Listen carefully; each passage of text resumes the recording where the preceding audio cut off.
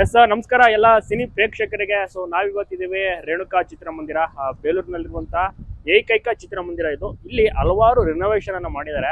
So ಬನ್ನಿ, ಈಗ manage ಮಾಡುವಂತ ನಮ್ಮ ನಾಜೀರ್ ಅವರು ಇದ್ದಾರೆ, ಅವ್ರ ಹತ್ರನೇ ತಿಳ್ಕೊಳ್ಳೋಣ ಏನೇನು ಕಂಪ್ಲೀಟ್ ಆಗಿ ರಿನೋವೇಷನ್ ಮಾಡಿದ್ದಾರೆ ಅಂತ. ಸರ್ ಹೇಳಿ, ಏನೇನು ರಿನೋವೇಷನ್ ಮಾಡಿದ್ದೀರಾ ಈಗ ರೇಣುಕಾ ಚಿತ್ರಮಂದಿರದಲ್ಲಿ? ಈಗ ಸುಮಾರು ಸೀಟ್ಸ್ ಎಲ್ಲ ಚೇಂಜ್ ಮಾಡಿದೀವಿ. ಸೀಟ್ಸ್ ಎಲ್ಲ ಹೈ ಕಂಪ್ನಿದು SR ಸೀಟ್ಸ್ ಅಂತ ಹೇಳಿ, ಅದು ನೆಲಮಂಗಲದಲ್ಲಿ ದೊಡ್ಡ ಫ್ಯಾಕ್ಟ್ರಿ ಇದೆ, ಅದೇ ಹಾಕ್ಬೇಕು ಅಂತೇಳಿ ನಮ್ಮ ಮಹೇಶ್ ಓನರ್ ಅವರು ಅಲ್ಲಿ ಹೋಗಿ ನೋಡ್ಕೊಂಡು, ಮತ್ತೆ ರಾಕ್ಲೈನ್ ಮಾಲ್ ಅಲ್ಲಿ ಹಾಕಿದ್ರು, ಅಲ್ಲೂ ಹೋಗಿ ನೋಡಿ, ಮತ್ತೆ ಆ ಫ್ಯಾಕ್ಟ್ರಿಗೆ ಹೋಗಿ ವಿಸಿಟ್ ಮಾಡಿ ನೋಡ್ಕೊಂಡ್ ಬಂದಾದ್ಮೇಲೆ ಇದು ಹಾಕ್ಲೇಬೇಕು ಅಂತ ಅವರು ತುಂಬಾ ಕಾಂತಾರ ಟೈಮಲ್ಲಿ ಹಾಕ್ಬೇಕಿತ್ತು, ಬಟ್ ಅದು ಆಗ್ಲಿಲ್ಲ ಆ ಟೈಮಲ್ಲಿ. ಹಾಗಾಗಿ ಈಗ ಟಾಕ್ಸಿಕ್ ರಿಲೀಸ್ ಡೇಟ್ ಅನೌನ್ಸ್ ಆದಾಗ ಅದು ಹಾಕ್ಲೇಬೇಕು ಅಂತ ಡಿಸೈಡ್ ಮಾಡಿದ್ವಿ. ಅದು ಡೇಟ್ ಮುಂದಕ್ಕೆ ಹೋಗಿರೋದ್ರಿಂದ ಈಗ ದುರಂಧರ್ 2 ಸಿನಿಮಾ ಹಾಕ್ತಾ ಇದೀವಿ. ಈಗ ಸೀಟ್ಸು ತುಂಬಾ ಚೆನ್ನಾಗಿದೆ, ಜನ ನೀಟಾಗಿ ನೋಡ್ಕೊಂಡು ಅದ್ರ ಬಗ್ಗೆ ಸುಮ್ಮನೆ ಹಾಳು ಮಾಡದಲೆ ಬಂದು ಅದನ್ನ ಉಪಯೋಗಿಸ್ಕೋಬೇಕು ಅಂತ ಹೇಳ್ತೀನಿ. ಹೌದು ವೀಕ್ಷಕರೇ, ಈಗ ಇದೇ ವಾರ ನಿಮ್ಗೆ ದುರಂಧರ್ 2 ಕನ್ನಡ ವರ್ಷ ರಿಲೀಸ್ ಆಗ್ತಾ ಇದೆ. ಎಲ್ಲರೂ ಕೂಡ ಬಂದು ಎಂಜಾಯ್ ಮಾಡ್ಬೋದು. ಮತ್ತೆ ಇಲ್ಲಿ ಬೇಲೂರಿನಲ್ಲಿ ಬೇರೆ ಕಡೆ ಹೌಸ್ಫುಲ್ ಬುಕಿಂಗ್ ಆದ್ರೂ ಕಾರಣ ಬೇರೆ ಊರಿನವರು ಕೂಡ ಇಲ್ಲಿ ಬಂದು ಬುಕಿಂಗ್ ಮಾಡ್ಕೊಂಡು, ಆಮೇಲೆ ಹೆಚ್ಚಿನ ಆನ್ಲೈನ್ ಬುಕಿಂಗ್ ಸಹ ಇಲ್ಲಿ ಬರುತ್ತೆ. ಮತ್ತೆ ಬೇರೆ ಈಗ ಬೆಂಗಳೂರಲ್ಲೇ ಇರ್ತಾರೆ, ವರ್ಕ್ ಫ್ರಮ್ ಹೋಮ್ ವೀಕೆಂಡ್ಸ್ ಎಲ್ಲ ಇರ್ತಾರಲ್ಲ, ಸೊ ಅವರೆಲ್ಲರೂ ಕೂಡ ಇಲ್ಲಿ ಬಂದು ಆನ್ಲೈನ್ ಬುಕ್ ಮಾಡ್ಕೊಂಡು ಚಿತ್ರಮಂದಿರದಲ್ಲಿ ವೀಕ್ಷಣೆ ಮಾಡ್ತಾರೆ.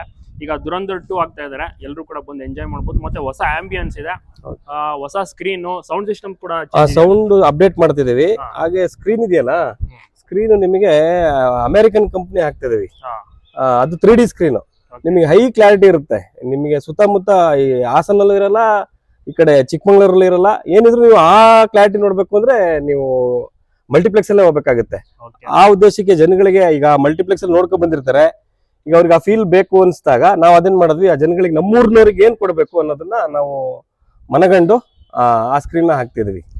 ಈಗ ಒಳಗಡೆ ನೋಡೋಣ ಯಾವ ತರ ಸೀಟಿಂಗ್ ಇದೆ, ಮತ್ತೆ ಪ್ರೊಜೆಕ್ಟರ್ ರೂಮು ಯಾವ ರೀತಿ ಸಿನಿಮಾ ವರ್ಕ್ ಆಗುತ್ತೆ ಎಲ್ಲವನ್ನೂ ಕೂಡ ಈಗ ತೋರಿಸ್ತಾ ಹೋಗ್ತಾರೆ ನಾಜೀರ್ ಅವರು. ಬನ್ನಿ ನೋಡ್ತಾ ಹೋಗೋಣ. ನೋಡ್ತಾ ಇರ್ಬೋದು, ಕಂಪ್ಲೀಟ್ ಸೀಟ್ ರಿನೋವೇಷನ್ ಆಗಿದೆ. ಈಗ ನಾಜೀರ್ ಅವರು ಎಕ್ಸ್ಪ್ಲೈನ್ ಮಾಡ್ತಾ ಹೋಗ್ತಾರೆ ಏನೇನು ರಿನೋವೇಷನ್ ಆಗಿದೆ ಅಂತ. ಸರ್ ಹೇಳಿ ಸರ್, ಇದು ಏನ್ ಸ್ಪೆಷಾಲಿಟಿ ಒಂದು ಸೀಟು? ಈ ಸೀಟಲ್ಲಿ ನಿಮಗೆ ನೀವು ಇಲ್ಲಿ ಈ ಡಿಸ್ಟಿಕ್ ಅಲ್ಲಿ ಎಲ್ಲೂ ಸಿಗಲ್ಲ. ನಿಮ್ಗೆ ಹಾಸನ ಡಿಸ್ಟಿಕ್ ಆಗ್ಲಿ, ನೀವು ಚಿಕ್ಕಮಗಳೂರು ಡಿಸ್ಟಿಕ್ ಆಗ್ಲಿ, ಇನ್ನೆಲ್ಲೂ ಸಿಗಲ್ಲ ಈ ತರ ನಿಮಗೆ ಸೀಟ್ಗಳು. ಯಾಕೆಂದ್ರೆ ಇದು SR ಸೀಟ್ಸ್ ಅಂತೇಳಿ, ಇದು ಸಿಕ್ಕಾಪಟ್ಟೆ ಕಾಸ್ಟ್ಲಿ ಇರುತ್ತೆ.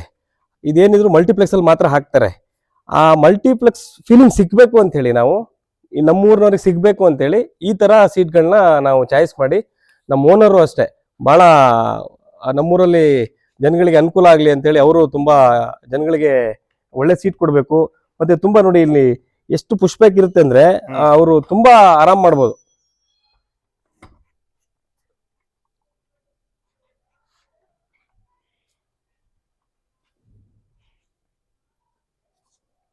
ಈ ಕೆಲಸ ಮುಗಿಯೋಕೆ ಎಷ್ಟು ದಿನ ತಗೊಳ್ತು? ಈಗ ನಾವು 15 ದಿವಸ ಆಯ್ತು ನಿಲ್ಸಿ. ಕೆಲಸ ಮುಗ್ದಿರೋದು ಒಂದು 10 ದಿವಸ ಕೆಲಸ ಆಗಿದೆ ಟೋಟಲ್. ಈಗ ನಾಳೆ ಒಂದಿನ ಸೌಂಡ್ ಒಂದು ಅಪ್ಡೇಟ್ ಆಗುತ್ತೆ. ಇನ್ನು ಇವತ್ತು ಮಧ್ಯಾಹ್ನ ಮೇಲೆ ಬಂದು ಈ ಸ್ಕ್ರೀನ್ ಅದನ್ನ ಕಟ್ಬಿಡ್ತಾರೆ ಅವರು. ಅದಾದ್ಮೇಲೆ ಸ್ವಲ್ಪ ಹೊರಗಡೆ ವರಾಂಡ ಎಲ್ಲ ಕ್ಲೀನ್ ಮಾಡಿಸ್ಕೊಂಡ್ಬಿಟ್ಟು ಈ ಹಳೆ ಸೀಟ್ಸ್ ಎಲ್ಲ ಇದೆ ಅದನ್ನ ಗಾಡಿಲಿ ತುಂಬಿಸ್ಬೇಕು. ಗುರುವಾರದಿಂದ 19ರಿಂದ ಸಿನಿಮಾ ಶುರು ಮಾಡಬೇಕಾಗಿರೋದ್ರಿಂದ ನೆಕ್ಸ್ಟ್ ಇಂದ ಅಪ್ಕಮಿಂಗ್ ಫಿಲ್ಮ್ಸ್ ನೋಡಕ್ಕೆ ಜನರು ತುಂಬಾನೇ ಖುಷಿ ಪಟ್ಟು ಆರಾಮಾಗಿ ನೋಡ್ಬೋದು. ಯಾಕಂದ್ರೆ ಈಗ 3 ಗಂಟೆ 55 ನಿಮಿಷ ಇದೆ ಈ ದುರಂಧರ್ ಸಿನಿಮಾ. ಅವರಿಗೆ ತುಂಬಾ ಅನುಕೂಲ ಆಗುತ್ತೆ ಅಂತ ನಾನು ಈ ಸಂದರ್ಭದಲ್ಲಿ ಹೇಳ್ತೀನಿ. ಹೌದು, ಮುಂಚೆ ಎಲ್ಲ ಜನ ಹೇಳೋರು ಒಂದೊಂದು ಸೀಟ್ಗಳು ಇದಾಗ್ಬಿಡೋದ್ರಿಂದ ಎಲ್ಲ ಕಂಫರ್ಟ್ ಇರುತ್ತೆ ಈ ಸೀಟ್ಗಳು. ಎಲ್ಲಿಂದ ಅಂದ್ರೆ ಇದು ಸೀಟ್ಗಳು? ಇದು ನೆಲಮಂಗಲದ ಹತ್ರ ಅಲ್ಲಿ ದೊಡ್ಡ ಫ್ಯಾಕ್ಟ್ರಿ ಇದೆ, SR ಸೀಟ್ಸ್ ಅಂತ. ಅವರೇ ಬಂದು ಇನ್ಸ್ಟಾಲೇಷನ್ ಎಲ್ಲ ಅವ್ರದೇ. ನೋಡ್ತಿರೋದು ನೀವು ಬಾಲ್ಕನಿ ಸೀಟಿಂಗ್ಗಳು.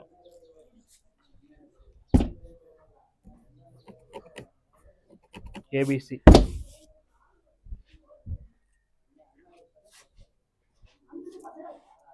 ಕಂಫರ್ಟ್ ಇದಲ್ಲ?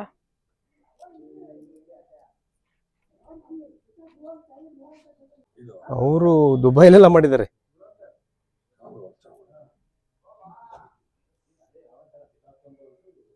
ಶಿಕ್ಷಕರೇ, ಈಗ ನಾಡಿದ್ದು ದುರಂಧರ್ ಸಿನಿಮಾ ಇಲ್ಲಿ ಸ್ಕ್ರೀನಿಂಗ್ ಆಗುತ್ತೆ, ಅದ್ರ ಬಗ್ಗೆ ಮತ್ತೆ ಇಲ್ಲಿ ಯಾವ ರೀತಿ ಸೆಟಲೈಟ್ ರೈಟ್ಸ್ ಮತ್ತೆ ಯಾವ ರೀತಿ ಇಲ್ಲಿ ಸಿನಿಮಾ ಪ್ರೊಜೆಕ್ಟ್ ಆಗುತ್ತೆ ಎಲ್ಲವನ್ನು ಕೂಡ ನಾಜೀರ್ ಅವರಿಗೆ ಎಕ್ಸ್ಪ್ಲೇನ್ ಮಾಡ್ತಾರೆ. ಬನ್ನಿ ಕೇಳೋಣ.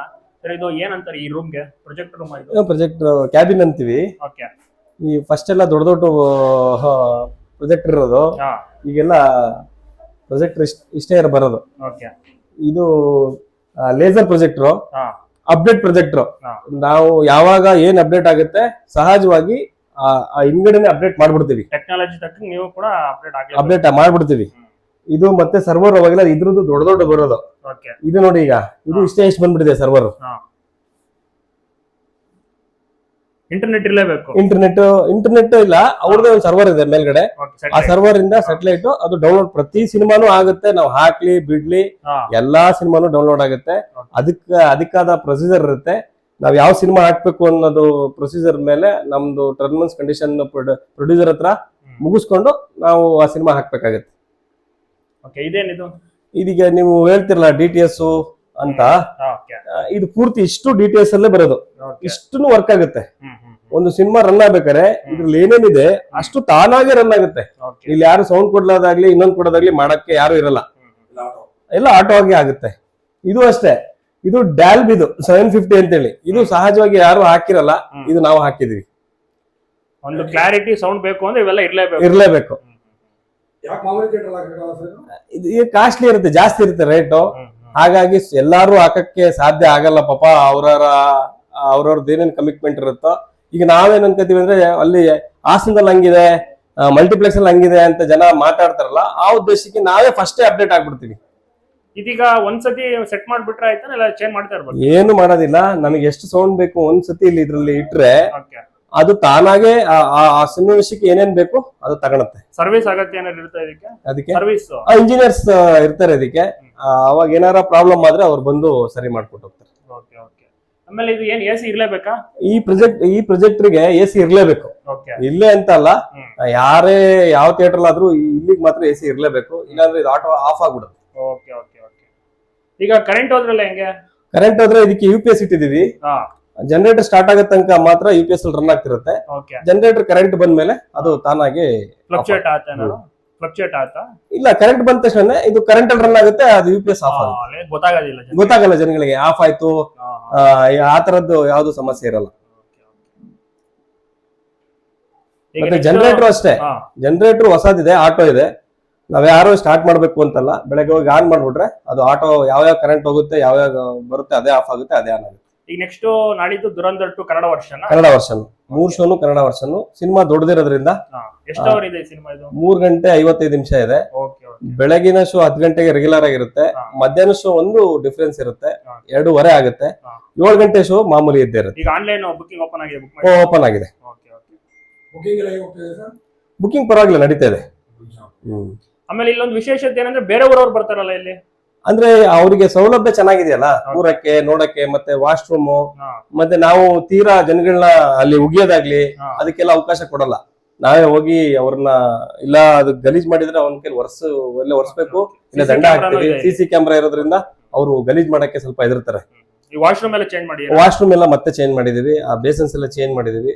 ಈ ಜನಗಳಿಗೆ ಇವತ್ತು ಅನುಕೂಲ. ಅವರ ಹೆಂಡತಿ ಮಕ್ಕಳು, ಅವ್ರ ಅಕ್ಕ ತಂಗಿಯರು ಬಂದು ಸಿನಿಮಾ ನೋಡ್ಬೇಕು ಅಂದಾಗ ಇಷ್ಟೆಲ್ಲ ನೀಟಾಗಿದ್ರೆ ಬೇರೆ ಊರಿಂದನೂ ಬುಕ್ ಮಾಡ್ಕೋತಾರೆ ನಮ್ಮ ಬುಕ್ ಮೈ ಶೋ ಅಲ್ಲಿ. ಆಮೇಲೆ ಇಲ್ಲಿ ಸ್ನಾಕ್ಸ್ ಐಟಮ್ ಏನೇನ್ ಸಿಗುತ್ತೆ? ಈ ಪಾಪ್ಕಾರ್ನ್ ಸಿಗುತ್ತೆ, ಚಿಪ್ಸ್ ಸಿಗುತ್ತೆ, ಒಳ್ಳೆ ಕೂಲ್ ಡ್ರಿಂಕ್ ಸಿಗುತ್ತೆ, ಮತ್ತೆ ಎಲ್ಲ ಕ್ವಾಲಿಟಿ ಇರುತ್ತೆ. ಯಾವುದು ಆ ತರದ್ ಈ ತರದ್ ಇರಲ್ಲ.